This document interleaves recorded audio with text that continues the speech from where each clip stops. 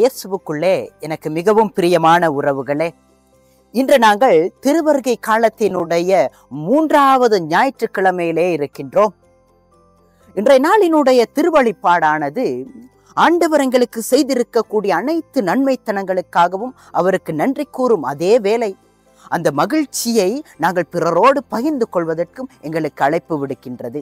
ஆகவேதான் இன்றைய ஞாயிற்றுக்கிழமையினை எங்களுடைய அன்னையாம் திருச்சபையானது கௌதேத்தே சண்டே, அதாவது மகிழ்ச்சியின் ஞாயிறு என அழைக்கின்றது. கௌதியம் எனப்படக்கூடிய லத்தீன் மொழியிலிருந்து மருவி வரக்கூடிய இந்த கௌதேத்தே எனக்கூடிய சொல் மகிழ்ச்சி அல்லது ஜோய் எனப்படக்கூடிய பொருளினை தருகின்றது. இந்த மகிழ்ச்சியானது வெறுமனே மொமெண்டபிள் ஜோய் அல்ல, அதாவது இது தற்காலிகமாக அல்லது எங்களுக்கு எப்பயாவது கிடைக்கக்கூடிய மகிழ்ச்சி அல்ல, மாறாக இது பெர்பச்சுவல் ஜோய், அதாவது இது எங்களுக்கு எப்பயுமே நீடூடி காலமாக தொடர்ந்து கிடைக்கக்கூடிய மகிழ்ச்சியாக இருக்கின்றது. ஆகவேதான் நாங்கள் இன்றைய நாளிலே எங்களுடைய வீடுகளில், எங்களுடைய ஆலயங்களில் திருவருகை கால சக்கரத்தினுடைய 3வது ஒளி இளஞ்சிவப்பு நிறத்திலே இருக்கக்கூடிய அந்த மகிழ்ச்சி எனப்படக்கூடிய அந்த ஒளியினை ஏற்றி இன்றைய நாளினை நாங்கள் கொண்டாடி கொண்டிருக்கின்றோம். இன்றைய நாளினுடைய முதல் இறைவார்த்தையிலே செப்பனியா இறைவாக்கினர் ஆண்டவர் எங்களுக்கு தரக்கூடிய உலக முடிவின் தரக்கூடிய அந்த அழிவை பேசும் அதே சந்தர்ப்பத்தில் அந்த அழிவுக்கு பின்னர் நேர்மையாளர்கள் பெறக்கூடிய மகிழ்ச்சி, புது வாழ்வு, இதனையும் அவர் மிக அழகாக எங்களுக்கு விளங்கப்படுத்துகின்றார்.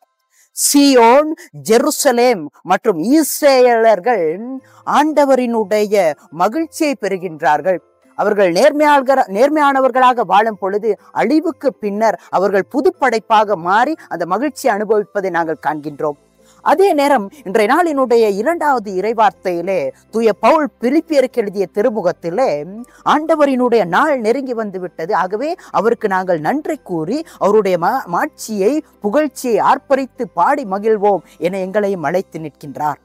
அன்பார்ந்தவர்களே, இன்றைய நாளினுடைய நற்செய்தியிலே நாங்கள் பார்க்கின்றோம். லூக்கா நற்செய்தியில் திருமுழுக்கு யோவானிடம் மக்கள் கூட்டத்தினரும் வரி தண்டுபவர்களும் படை வீரர்களும் வந்து, போதகரே, நாங்கள் என்ன செய்ய வேண்டும் என கேட்கும் பொழுது அவர் அவர்களையும் பிறர் மட்டில் மகிழ்ச்சி அடைய அழைக்கும் அதே வேளை அந்த மகிழ்ச்சியை மற்றவர்களோடு பகிர்ந்து கொள்வதற்கும் அவர் அழைத்து நிற்கின்றார். அன்பார்ந்தவர்களே, திருமுழுக்கு யோவான் நாங்கள் பெறக்கூடிய மகிழ்ச்சி எங்களில் மட்டும் தங்கிவிடக்கூடாது, நாங்கள் பிறர் மட்டில் இருக்கக்கூடிய பொறுப்புகளையும் கடமைகளையும் நாங்கள் சரியாக செய்யும் பொழுது அந்த மகிழ்ச்சி இரட்டிப்பாகும், அதுவே இறைவனின் திட்டம் என கூறி அவர்களையும் கிறிஸ்துவின் வருகைக்கு ஆயத்தப்படுத்துவதை நாங்கள் பார்க்கின்றோம். ஆகவே இயேசுக்குள்ளே பிரியமானவர்களே, நாங்களும் சற்று சிந்தித்து பார்ப்போம். உண்மையாலுமே நாங்கள் கொண்டாடக்கூடிய இந்த மகிழ்ச்சி நான் மட்டும் கொண்டாடுகின்றேனா அல்லது பிறரையும் நான் சேர்த்து கொண்டு கொண்டாடுகின்றேனா?